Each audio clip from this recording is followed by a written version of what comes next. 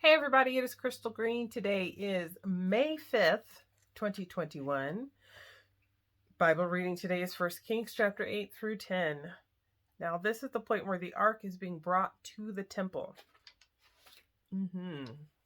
So quote, also King Solomon and all the congregation of Israel who were assembled with him were with him before the ark, sacrificing sheep and oxen that could not be counted or numbered for multitude. 1 Kings chapter 8 verse 5. Sacrificing a number that could not even be counted, the amount of sheep and oxen before even the dedication or even praying for anything. So letting go, giving up, sacrificing worship before he even gets there, and his presence is so noticeable. Quote, and it came to pass when the priest came out of the holy place that the cloud filled the house of the Lord, so that the priests could not continue ministering because of the cloud, for the glory of the Lord filled the house with the Lord. 1 Kings chapter 8 verses 10 and 11.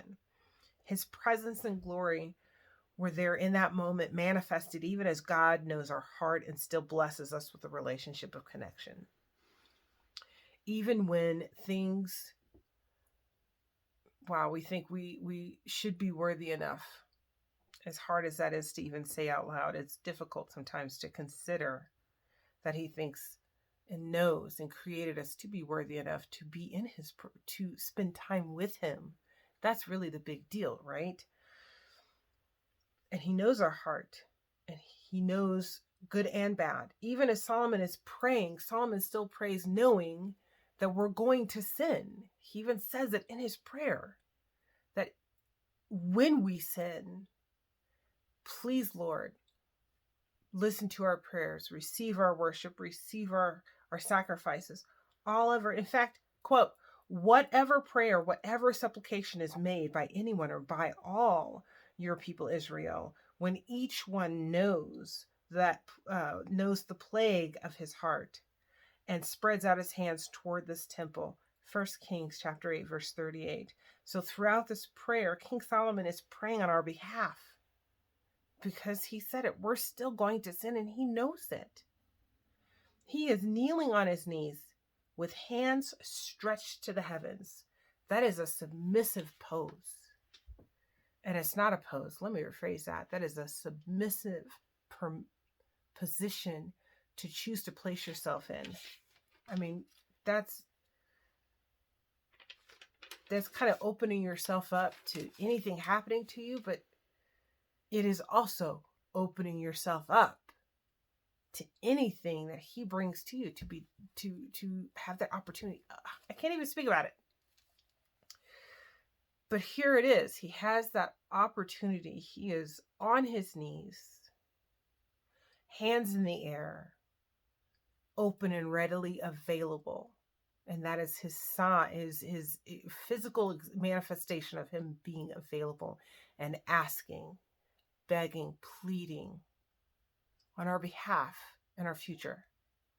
Quote, and King Solomon made 200 large shields of hammered gold. 600 shekels of gold went into each shield. 1 Kings chapter 10, verse 16. And of course, we just got finished talking about Goliath and his brothers just a couple of days ago. So the size of Goliath's spearhead, just the head of his spear, was almost 17 pounds. That was also 600 shekel, right? That was 600 shekel in weight.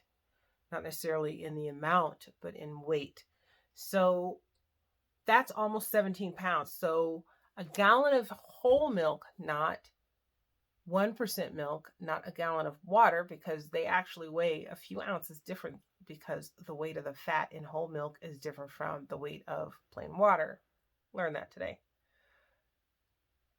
But a gallon of water is just over 8 pounds.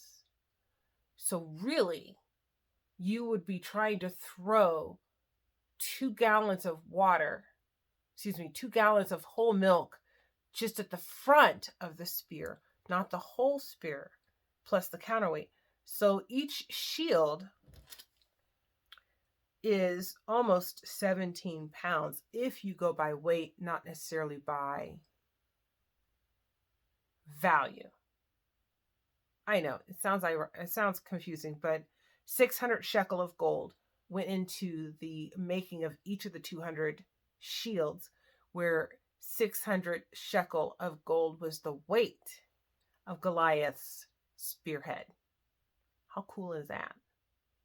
And if you get a chance, look up and type in the number 600 in the search portion of your online Bible application. See what other things were listed for the number 600, how many men, how much the chariot cost of 600 shekel in silver. Yeah, pretty cool. Kind of interesting. Have a great night.